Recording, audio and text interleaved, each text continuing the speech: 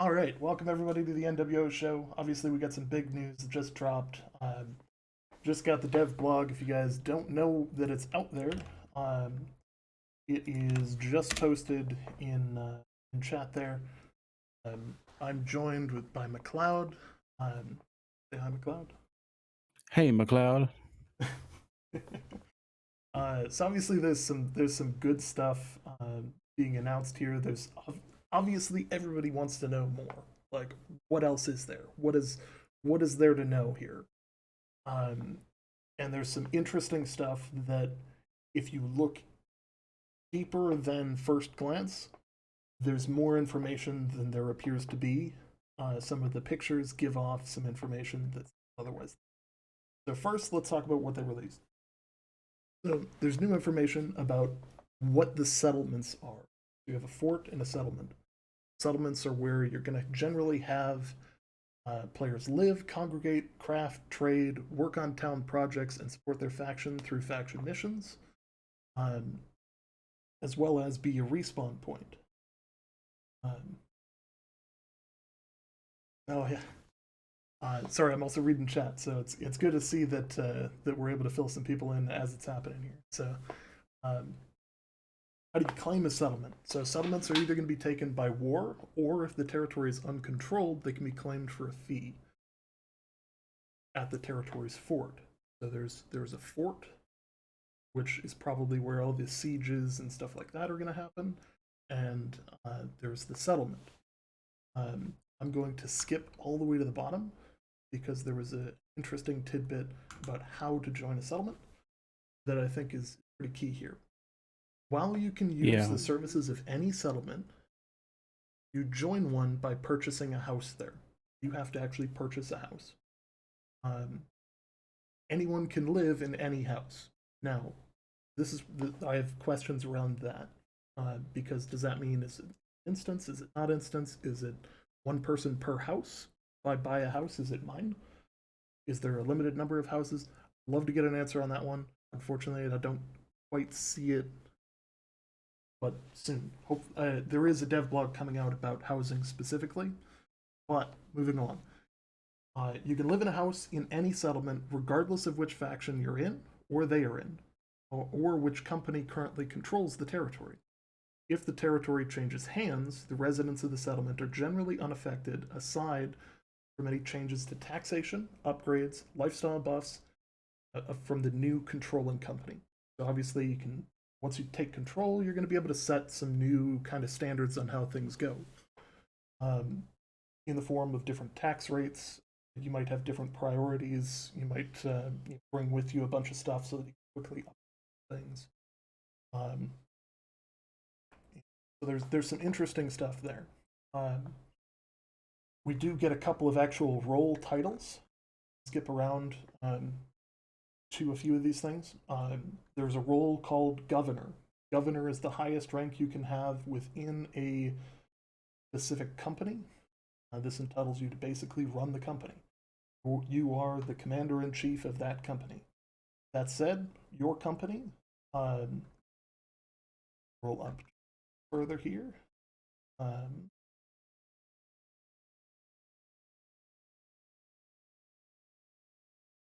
all right. So, Are you looking for consoles? nope, here it is. So, Oh, during the okay. early stages of the game, players must choose between one of the three factions. More on them in a future dev blog as well. Once you choose a faction, you can create or join a company. When the company is created, it inherits the faction of its creator. So I guess that's probably going to be a um, pretty important thing for the future because we're going to have some. I think you're going to be tied to this in some way. Obviously, there's more information. I'm just speculating when it comes to that. But once you choose a faction, you can then create a company. The company then is in that faction. Companies can gain and control a territory and the settlement or fort that it contains. If the territory is uncontrolled, as simple as paying a claim, blah blah blah. If the territory is already controlled by a company, the territory must be taken through a war. So you're exposed. If you want to actually own territory, you have to go to war. unless you like get in on the early land rush or like settlement just like a band or super long, something like that. They're going to dive more into those, more into war on another article. So there's some hints at what other things they're going to cover until we get there. What is the difference between a settlement and a fort? Settlement is where players have homes, craft, refined items, trade, take faction missions, and socialize. The territory's fort is a major point of defense for that territory. When it comes under attack during a war for PvP or an invasion for PvE, and it's where players need to go in order to claim an unclaimed territory. So that's an interesting distinction between the two. So there's also a secondary role. Diving back, I talked about the governors. There's also a secondary role called consul. Consul is a governor's second in command. So it's a rank that you can give people in your company that gives them a pretty extensive set of abilities and abilities to kind of change things, possibly tax. There's a decent amount of stuff going.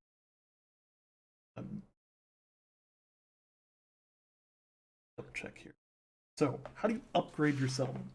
This I thought was particularly interesting, and could have some wide variety of effects in terms of getting people out into the world. So, a settlement's crafting and refining stations can be upgraded. Upgrading these stations enables higher quality and more powerful items to be created by the players that spend their time there. Additionally, the territory's lifestyle buffs and fort upgrades are controlled by the governor.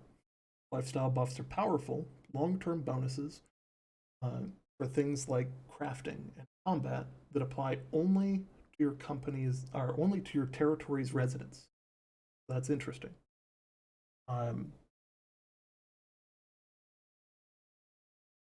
Yeah, I think that's very key because the way that that's specifically worded, it mean that you have that combat bonuses that only apply to your territory's residents. So yeah, even though you may be able to utilize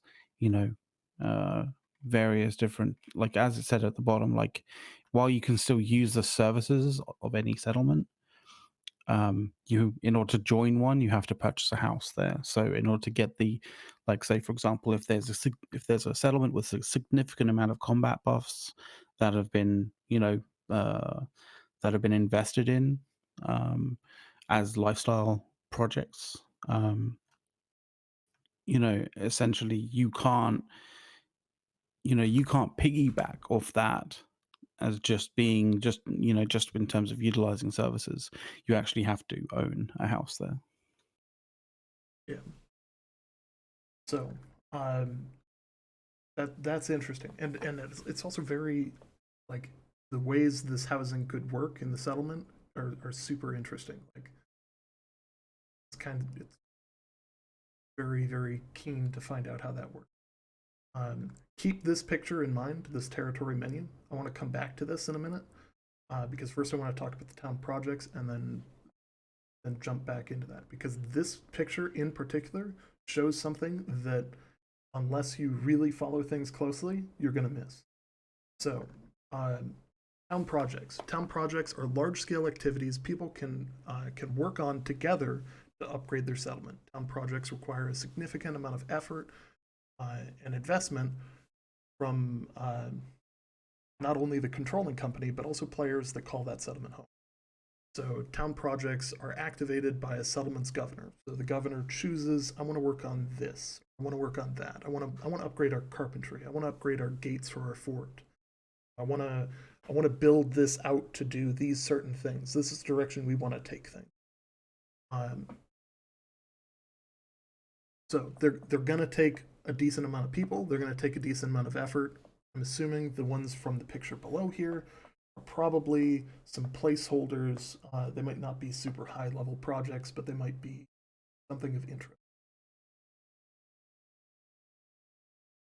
So when a town project is activated, players in that town can take on the missions and progress that Progress the project towards completion. These missions award XP and currency, among other things.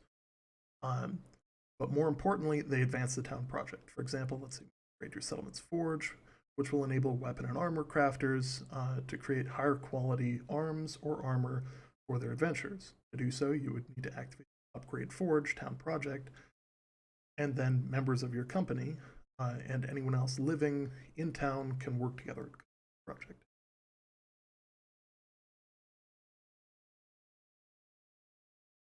So, pretty interesting stuff.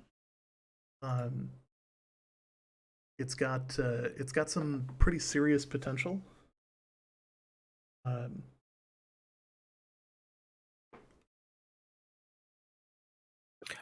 I have to wonder whether some of these missions are going to be purely PvE related, or whether they'll be whether they'll actually have elements of them which will require you to actually be, like, as people say, like, toggled to PvP. So we got the larger versions of the pictures here, so people can take a look. I want to pop back over to that territory menu one. So, what is important about this? This is vital. Like, this is something you're not going to find in the dev blog unless you really understand this and you're looking for it. You also have to have acute awareness of what the map actually looks like. So, any cartographers out there are going to notice that there it is. This is the alpha map from back in January when they released it on their Twitter. Note the shape of this island. Note the notches all the way at the bottom here. Roll all the way in. So this island down to the right-hand side of the mountainous area there, dead center. Now, the shape of that island is identical to, there it is. So, under the Prepare for Wars little icon in the bottom right, you'll notice that's the exact same size. So, that territory looks to expand a pretty vast area. If you give me a moment, Ace, I could probably do a little Photoshoppy thingy for you if you want. That would be great. All right. Actually, Zuth here has actually done one for me. Oh, even better. So, what a legend. Look at that. Look at that. So, this is an overlay on a different map, but this is effectively one territory. Now, that's huge. Like, I want to give some perspective on this because this is friggin' massive. Looking for the map image, there it is. So territories before were these highlighted white areas. So yeah, with the little dot rings around it and stuff. Yeah, effectively, we're talking. So there's this peninsula on the left-hand side here.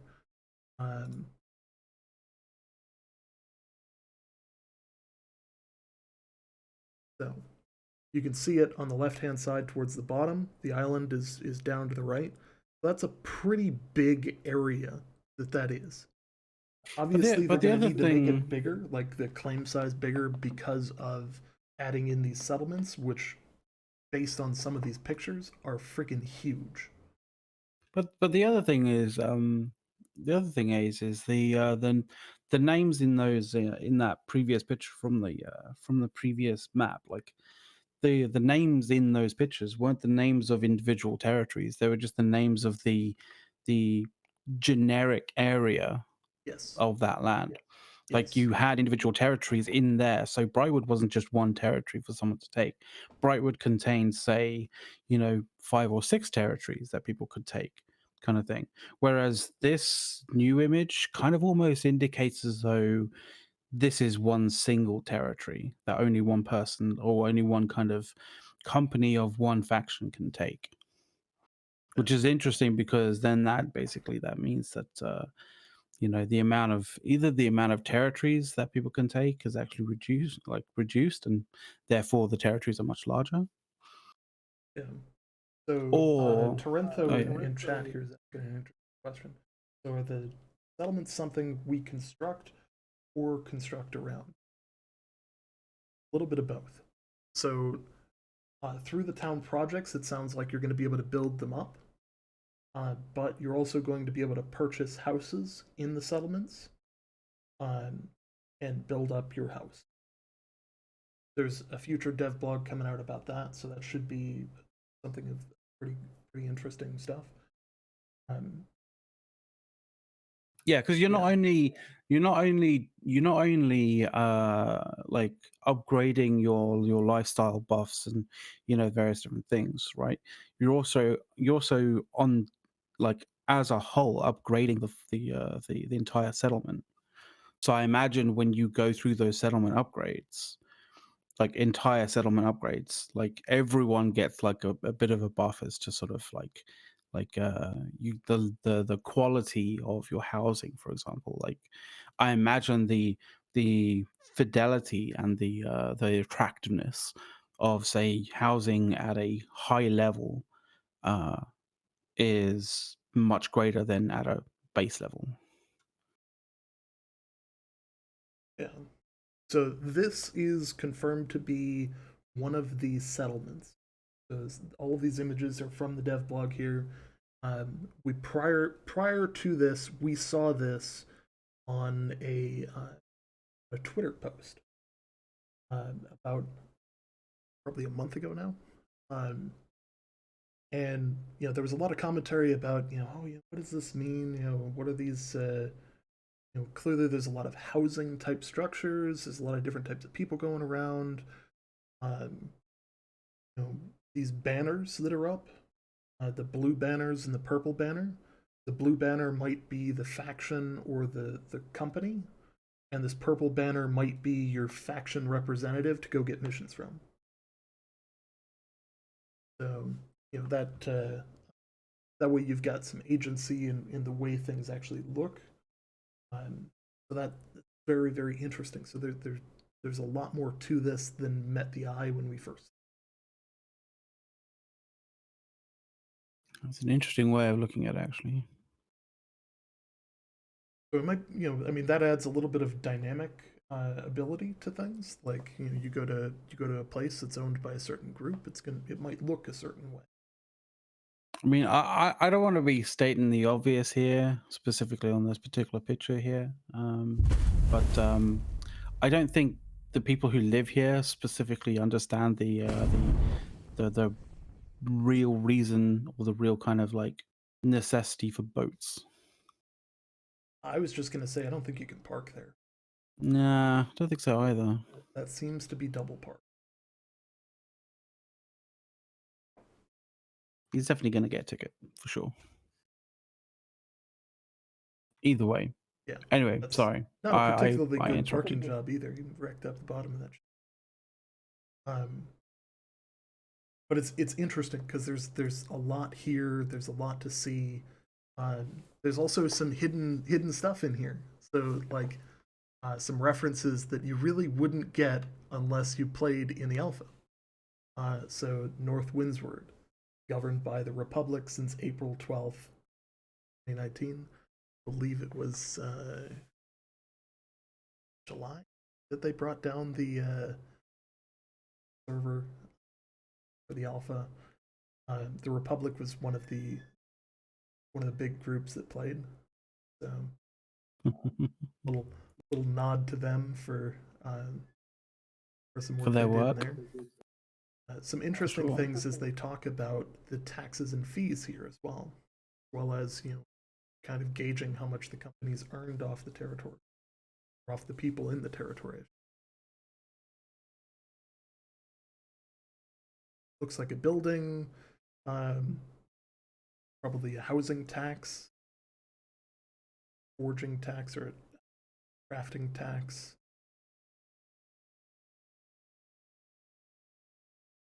I'd say that's crafting tax. Like housing tax, like going from the top left, right, and then going anti-clockwise, right? Like I imagine housing tax, crafting tax, resource collection tax, and then what I would imagine probably being transaction tax, right? Yeah.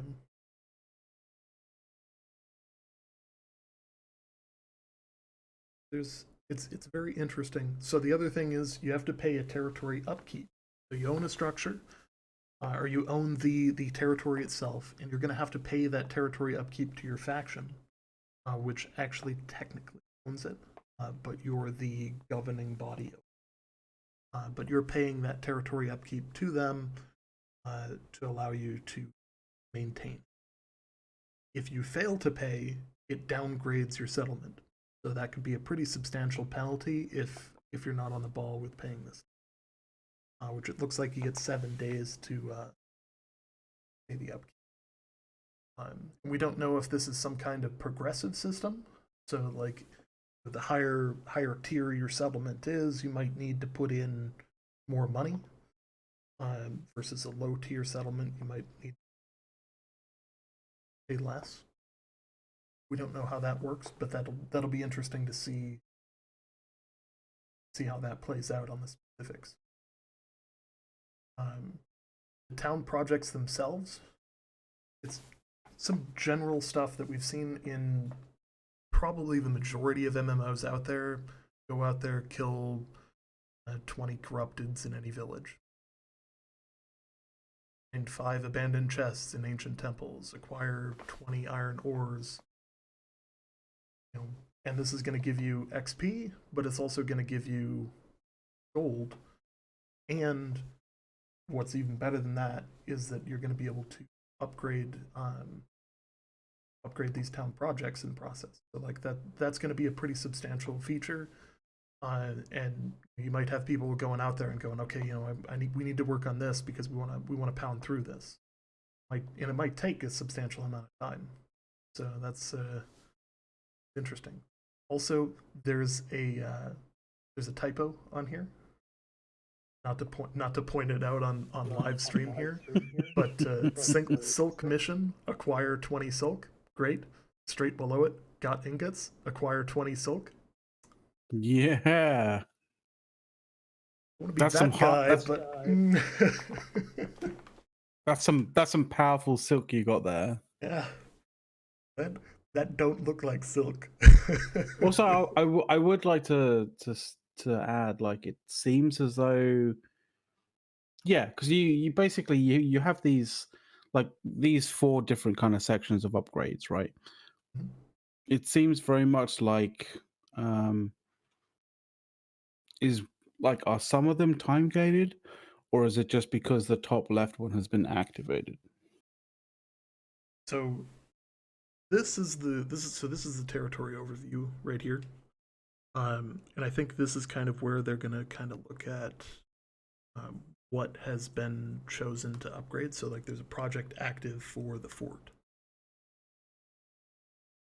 Lifestyle improvement active as a project. There's a upgraded village project active. Yeah. But what I'm saying is, if you go back to that the picture with all the various different upgrade missions and stuff, right? Yes. Yeah. On the top left hand side, the upgraded carpentry one, you have, like, you know, the collected mission points to the I think what would probably be the goal as well. But then you also have a time based element to that one as well. Say 34 days or 34 hours, 23 minutes, 45 seconds left. I was just thinking about this for a second. The 500,000 points to upgrade the carpentry at 150 per. Like, yeah, these are relatively small tasks, but I'm really hoping there's more substantial tasks because that's going to take a really long time. Even with I a imagine lot there of people. probably would be. I imagine there probably would be. Yeah. So I don't think that this is like some of the changes in kind of the style I think that they're kind of moving away from the more like pseudo Rust like atmosphere where it's my group, it's my little contained structure, and I don't want to trust anybody outside of that, to a much broader like you need to build a community, you need to build a community, build a town, build a drive to continue forward, and and I think that this is also going to make like this is going to make the chase for like T5 gear um, pretty difficult. And that's one of the other things I don't think we've really talked that much about, when it comes to upgrades, when it comes to sort of these sorts of things, from an alpha perspective and from a fully released game that's meant to actually last a fair length of time, right?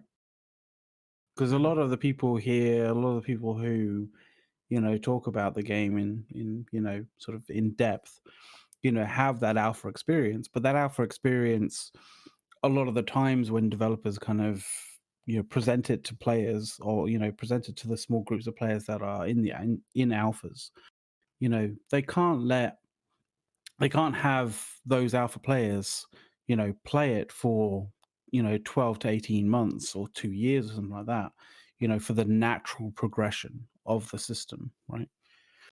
um they need to provide it at a much more expedited, expedited kind of rate, a much faster kind of rate. um and so when we look at this and we kind of go, oh shit, 543,000 points, and each one of these missions are 150. Maybe that is the case. Maybe that is it's meant to be a grind because it's meant to actually last a long period of time. These slow upgrades are meant to be slow. They're meant to be highly prized because they had so much time and effort put into them. um let's just hope that the destruction, or the the flipping of such upgrades isn't so super easy that it causes the value of it to be not worthwhile, if you know what I mean. Do you kind of get me there? Yeah. So, like the other side of this is like the substantial value behind that upgrade is also going to help make that company more money. So, like, let's say you've got just basic tier 1 stuff that that everywhere has. It's not going to be super valuable to go own a house in that settlement because oh they've this is just stuff that I can get everywhere. Versus if you've got a group that has really really rose to the effort and identified the opportunity to excel, and they're at that T4, the T5 state, they're going to be able to sell housing at a pretty substantial tax rate. So like they're going to make a ton of money off of the people living there because hey, we've got the best shit around. We've got the ability to draw people in. You want to use the best stuff and you want to live in the best facility, you're going to need to pay that tax rate. I Yeah, think because that after that's because a after all, different component that we haven't seen, and I don't think we've ever seen that before in an MMO. I'm not sure. I don't think so. Not in such a fluid kind of way. I don't think. At least, yeah, not definitely not in a way that the players have had control over. So that's potentially something really Yeah. interesting. And you also have to understand, like, you also have to very much understand about the fact that, like, as it says in the new blog, like your new article, like a territory's lifestyle buffs, fort upgrades are controlled by the government, but the lifestyle buffs are powerful long-term bonuses, for things like crafting, right? Which obviously in turn affects combat capability, because higher crafted stuff generally tends to be better in terms of stats and such things. um so the higher term bonuses for crafting does affect combat capability, plus actual you know direct long term combat buffs. but it only applies to your territory residents. You have to basically own a house there in some way, shape, or form. So I and it's kind of funny because I remember you when we were kind of going through this just before we actually started this up. You saw that picture and you're like 20 was it? Hang on, how much is it? 21.3%. Yeah, 21.3% tax on a house. What the hell? Yeah. Yeah, but now you're thinking about it, man. Now you're thinking about it. It's like actually, that might be worthwhile. I mean, there's some pretty there's some pretty cool stuff about this. You know, there's some options for upgrading stuff. There's pretty substantial information out there, or pretty substantial like upgrade opportunities um, that I think are going to be.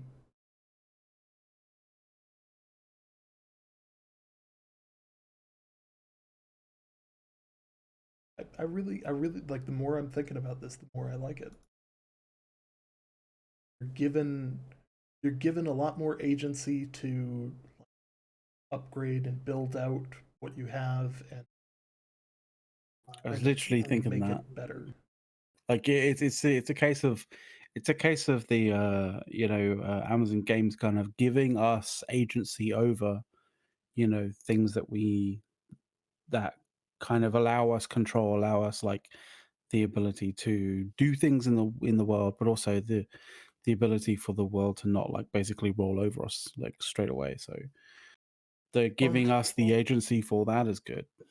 so there's also the side of this where, you know, let's say I'm just a terrible landlord. Like I'm the worst person alive, of which there is a decent chunk of the player base out there right now from the old alpha that would argue that already. But let's say that I'm just an awful landlord and nobody wants to live on my territory because I've got the wrong priorities. All I want to upgrade are these things that matter to me but don't matter to them. You know, it's going to be really hard to convince people to stay if I don't have their interest in mind. So like being a good landlord is going to provide you benefits because like if you can get everybody in your settlement working towards these grand goals and these huge substantial products, you're going to have an opportunity that other groups won't have. Like, but if you're just shit at running things, you're going to struggle to get people behind you. So like small group might struggle. A small group might struggle in that they might not manage their territory well. If the only things they upgrade are things that are good for them but not good for their community, they might not get as far as some other group that might be the same size but is sitting there going, "Hey guys, let's get out there, go get the crafting thing upgraded so that we can all build better stuff. You know, or let's go build up this other thing." Yeah, and it could also the what was I gonna fucking say? The propensity of like which particular town projects you actually decide to choose upon, like may very well be very particularly based on which territory you actually take. Based on the how defensible it is, how close it is to various different types of resources, that sort of stuff. And you never know, like we've seen in other MMOs and in other very heavily PvP focused MMOs that overall kind of territory governance and like a almost like a meta kind of um, like the various different sort of um, ideas and ideals of like how to govern a territory, even in a very militaristic kind of sense, can be based around something that seems to be very carebeary almost, I guess, versus someone who is a very militaristic sort of person, right? one. I mean, an example of this, for example, would be the very militaristic aspect of, say, old school PvP groups in Eve Online. Say, for example, Pandemic Legion, right? I know I'm going to be using, Eve Online terms for this, but it's one of the best ways of actually being able to describe my point, as it were. Essentially, those groups were very heavily focused on PvP, and not very focused at all in terms of grinding resources and that kind of thing. And to some degree, there were in various different scenarios and in various different kind of like environments. That was definitely the go-to method to keep yourself on, to keep yourself basically the apex predator. Over a period of time, and with changes to, basically the environment, changes with various different things, other ideas of how to govern in terms of building a large and powerful base of manufacturing, of industry, of PVE, basically, has allowed other groups to basically almost surpass that. This would be like sort of how Goonswarm was kind of like, created a massive military engine down in the southern part of the map in Eve, and that's allowed them a very different and very more powerful kind of like, form of dominance. But they're two almost like ideologically completely different, and maybe and hopefully, based on where these various different territories are, or where various different territories are on the map, and based on what's around those territories and how you can utilize all of those various different resources, you can maybe have like different ideologies of like groups and how powerful they are, which will be really interesting. I hope that it allows different ideologies of how you create and craft like an organization, because that would be really fucking cool. It's definitely got like it's got something beyond just the management of or a group of people, which I find particularly interesting. I think it's going to be, this development of a larger group. You're going to have to foster a community. You can't just do one thing. If you want to own and effectively manage, you need to have more, or not necessarily more people, but you need to have a level of dedication. I think That's Yeah, I think one of the interesting kind of questions that a lot of this blog kind of a lot of this article kind of like brings up, which is actually quite an important one, is like, is how many people can live in a house, right? Because it says you can you can buy a house in a particular territory, or like a settlement, sorry, but like, you know, is it restricted to just one person per house? I feel like I don't know how they'll do it if it wasn't like one person per house. But You is know, it only? But the other kind of thing that I wonder actually as well, is it only one house per person? Like, can you have more than one house? Can you have two houses? Can you have three houses? Like on can I have a different house in settlements? multiple settlements? Yeah, exactly. Interesting. I mean, that's Because there's a game like a optimization sort of it's like you have to kind of understand when it comes to creating, like, when you're building something like a AAA title, and you want it to run effectively on decent machines, a lot of the issues with um, how Amazon Games had it previously with the free build kind of free build mechanic was, players would potential players generally when you have a free build mechanic, generally players tend to find the most obnoxious or egregious way of building in order to either maximize their ability to defend or maximize the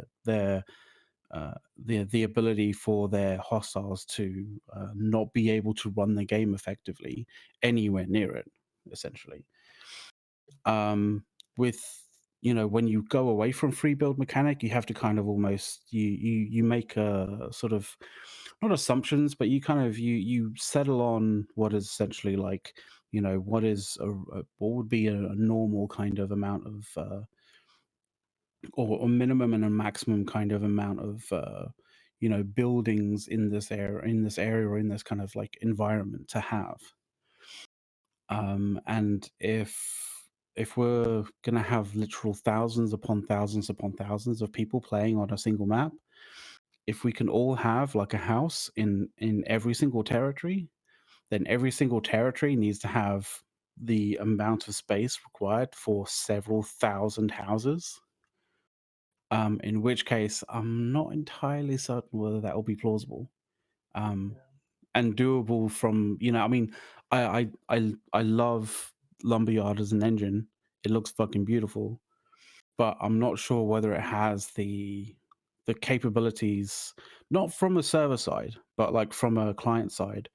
I don't think it has the capabilities of being able to render that much stuff in that much of a dense kind of area without it like literally melting people's hardware.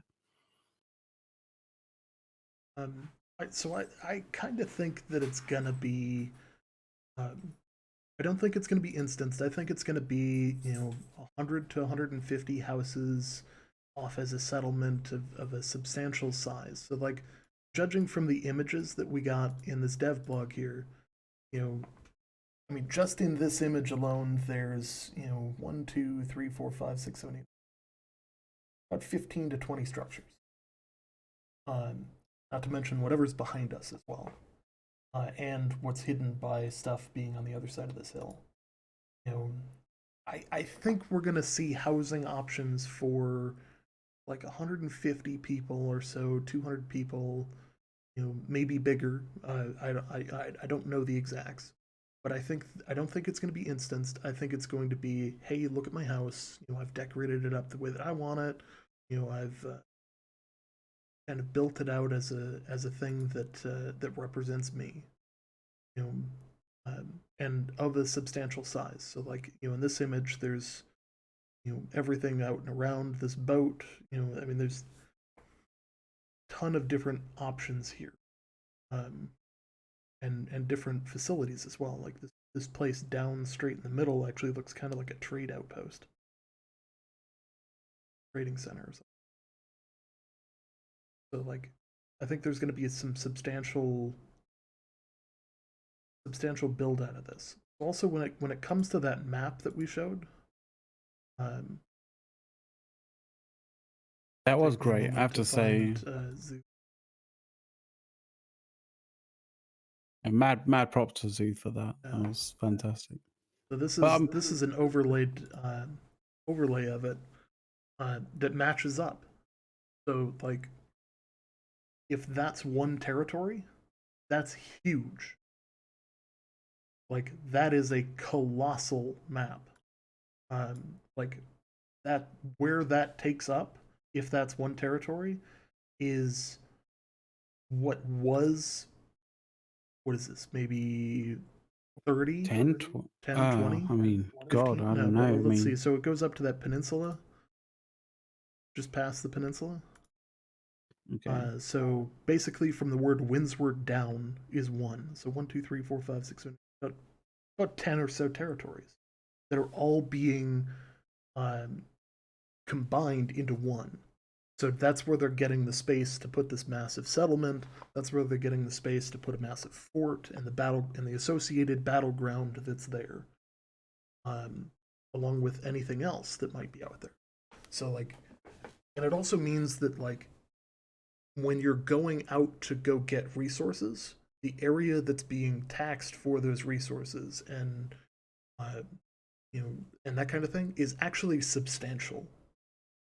Like owning that as a company is going to be pretty vital, and that's being that large part of the map.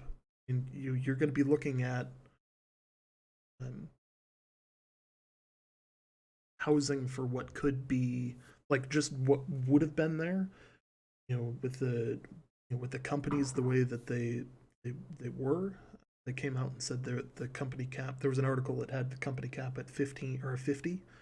So if a company owned each one of these, before you could house 50 people in one of those claims before. Now you're looking at 10 of those in one area. So now you're looking at 400 people, 500 people that could easily live in that area, not to mention the space in between. For sure, yeah. So, interesting question from chat here. What are your thoughts on being able to buy a house from other factions? Also, what do you think would be the purpose of the factions? And so the factions, I think, are going to be. I'll hit the factions part first because the factions are going to be kind of this catalyst for fighting, where you're going to have your goal if you own a settlement is to hold it, but also to attack the enemy factions. You're going to be doing work for them. You're going to be doing missions for them. You're going to want to chip away at your enemies. And you're also going to try and work with your faction to expel enemy factions, expel them from taking over your territory. So you might try and capture large parts of the map, but with your faction to prevent access deep into your area.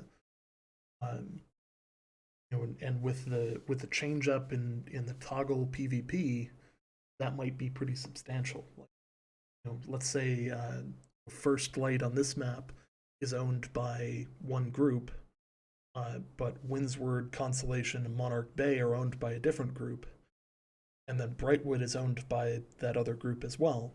So like you'd have Windsward would be getting it from both sides. They wouldn't have a real safe space. For their people that are toggled up, which is probably going to be like the faction missions, like you probably have to toggle up. They've got to find some way of incentivizing that toggle. Now, the idea of being able to buy a house from a different faction is definitely interesting. I don't know how that's gonna. I don't know how that's gonna work. Because like, what's stopping me from my 50 guys all want to go? We're eventually gonna go take this territory. Well, what's stopping us from slowly just moving in that settlement and having a beachhead on their front yard? There's some trickery that could be had there. And I feel like it could be countered with a one-to-one housing, where you could go, okay, yeah, there might be a couple random people that live here, but an entire company doesn't just move in from a different faction. There might be some interplay with that.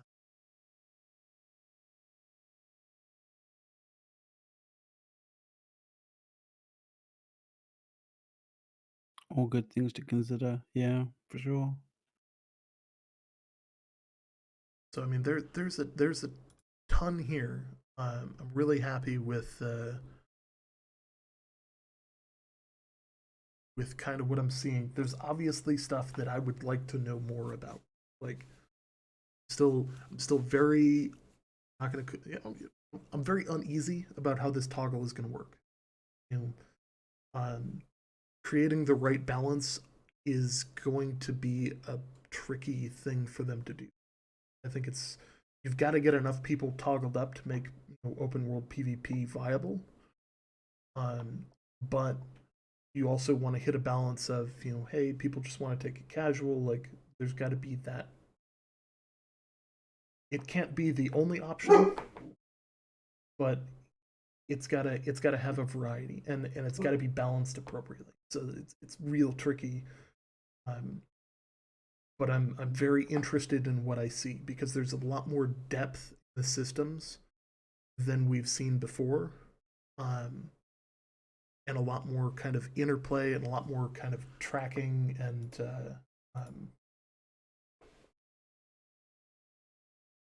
it's just I gotta say I'm super excited for this. Like you know I'm I've got the hesitation of where might this go, but it's not very often that I'm like it's not very often I get this excited about it. I'm pretty pumped about It definitely has some very interesting nuances. Kind of wanted to actually ask something, whether it's just me.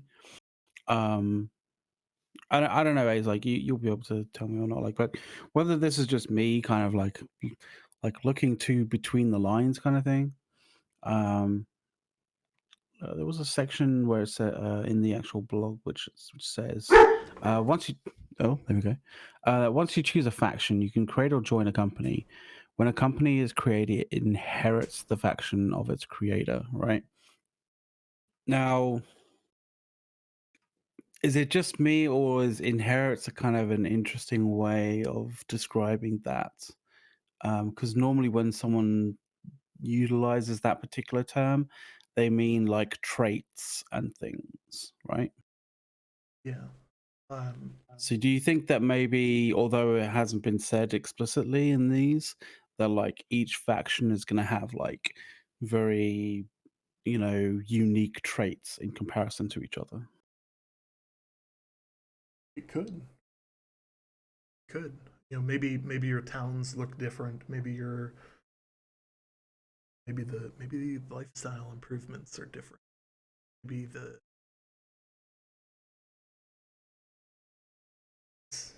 there's a Do you know what I lot that mean? could be there's a lot that could go down with that route. Yeah. Um, So it was just something that like I noticed it, I highlighted, and I was like, it's like eating, and it was just like poking me in the back of the head, kind of like, does this mean something or does it not? Like, I'm not sure. Yeah, it could do. Anyway, there's also another thing, like, and like, kind of it bugs me a little bit. And normally this happens when essentially, like, the creator of a game or something basically is like, this will happen. This human interaction or this human kind of like, value proposition will occur, kind of thing, right? Where they basically it's like right at the bottom of the dev of the blog where they basically said settlements are a place that you'll want to call home and fight to protect, right? I mean, and it's just placed there as like literally as a statement, like a statement of fact. Okay, now understandably, Amazon Games will want to create these settlements and allow people to put value into it so that they so that that value that value or the potential of that value getting lost is actually something that would weigh heavily on your mind, and you would do right to protect it, right? But the other kind of thing is, you know just prior to that particular statement, it says if the territory changes hands, the residents of a settlement are generally unaffected.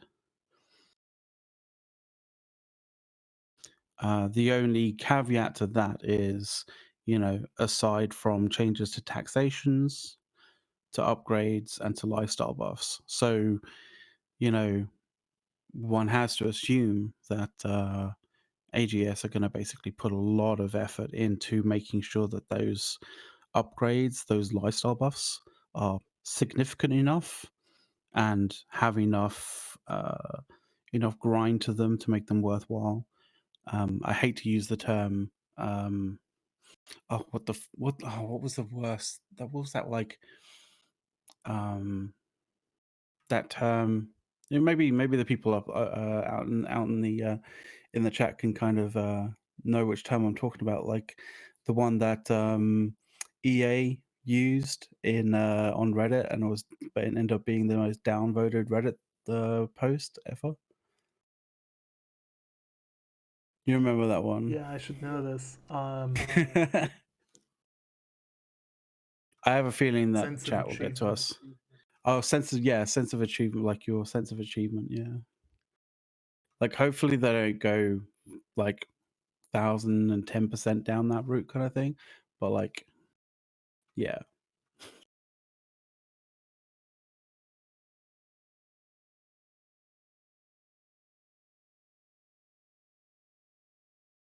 Very curious.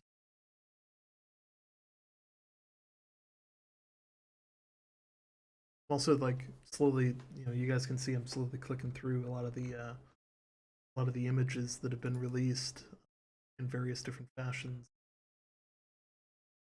There is a lot of art out there. I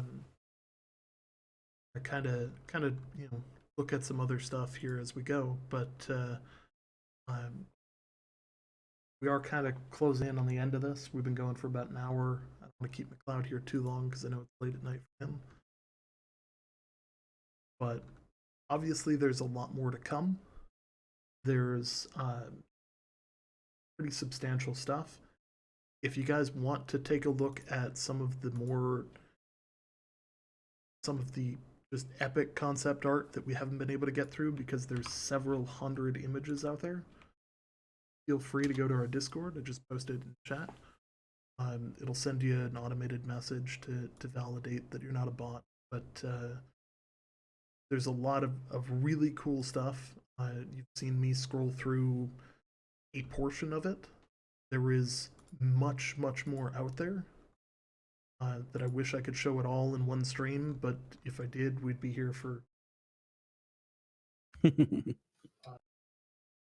feel free to join there. Feel free to just hang out, chat. We got a lot of friendly people that'll hang out and chat in comms or in text. We'll ping everybody whenever there's a major content release. So if you're looking for a way to automatically get notified about any upcoming information or any dev blogs or videos that might come out from AG, will be one of the first, and we have automated pulls from Reddit and YouTube to ensure that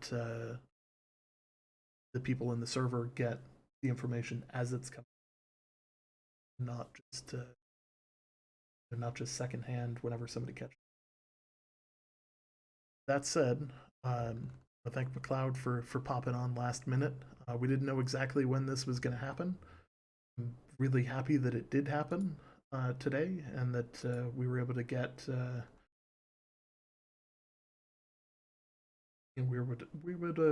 get some information out. And with that, again, want to say thanks, and let's like, comment, subscribe. We're gonna translate this over to YouTube as well for those people. But obviously, we're not affiliated on either YouTube or Twitch, so just hit that follow button. Thank you to the 4 individuals: Zitorion, Ether was taken, Julio CF, and Merix. Thank you guys for the follows on Twitch. You guys have a great day.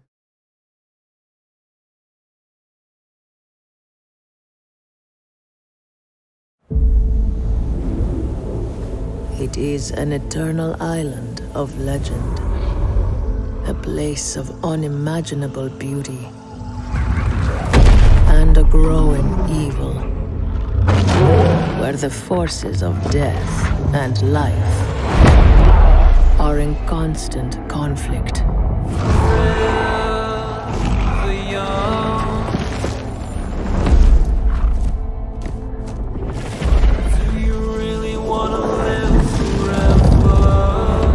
For centuries, many have come in search of its power. Do you really want to live forever? Only to fall to its corruption.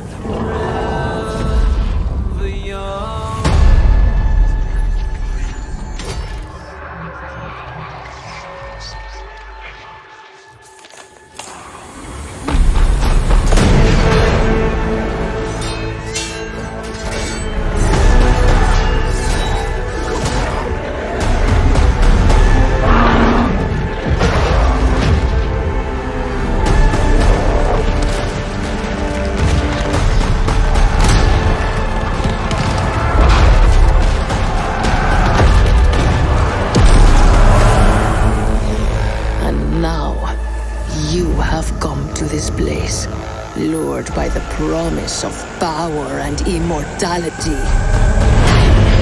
the darkness will claim you. Do you really want to live forever? It's not about the couch anymore. It's not about the server multiplayer. It's all about this massive shared experience. First thing we think about is community when we're building a game. What if a game was built for Twitch? What would that mean? What would that look like? We're going to try things that combine the cloud, that combine our new Lumberyard engine, that combine Twitch into brand new experiences. Principally, it's this idea that you have a player, a broadcaster, and a viewer all sharing in a live synchronous experience. We're going straight for the Twitch customer. We're inspired by the way they play. We're inspired by the way they share. And we want to make a product that's worthy of them. What we found is our designers and our creative talent in the studios have come up with remarkably fascinating ideas. It comes down to experimentation. Crucible is the last one standing, third-person shooter, in which 12 hunters enter an alien hostile world, but only one emerges victorious. Because the world itself is dangerous, players have to work together, but unlike a lot of team games, players can actually make or break alliances on the fly, so you have to kind of watch your back. Crucible also has a new type of player, a 13th player, who can broadcast and also directly impact the game by creating events. And it's not just a one-way street. Viewers can actually interact with the game master as well.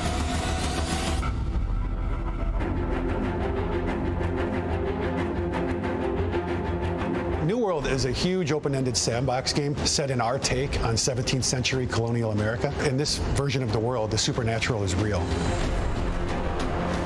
Everything that they were afraid of, everything that they hoped for, that they wanted to believe in, that they wish wasn't true, all of that stuff is real. And there are nature spirits out in the woods, and horrible things hide in the shadows.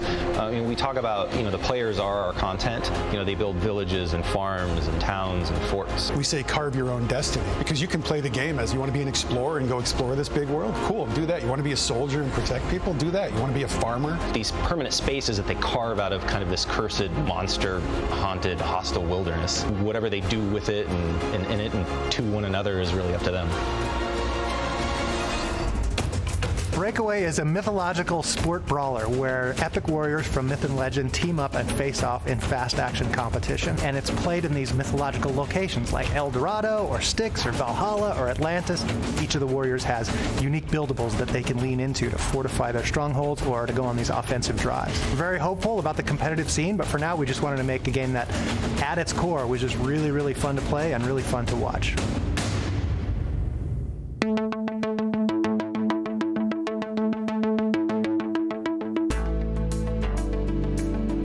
Community-driven development is all about listening to what players want. We're trying to build great games. Ultimately, customers are going to decide that. And our games, we're going to release them earlier, and we're going to get feedback. We're going to integrate Twitch into our DNA as we design our games. And that opens up a whole bunch of doors that we haven't tried yet.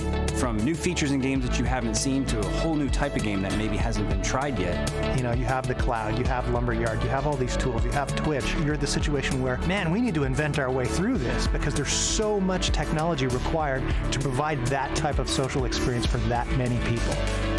Amazon's investing heavily where there's an opportunity to invent new ways for people to have these shared experiences. A big part of that creative process is iteration. You want to be learning, and the best way to learn and iterate is in the context of the community, in the context of fans. We're going to make games that are fun to play and fun to watch and fun to play with other people. And that's really the connective tissue. Community first.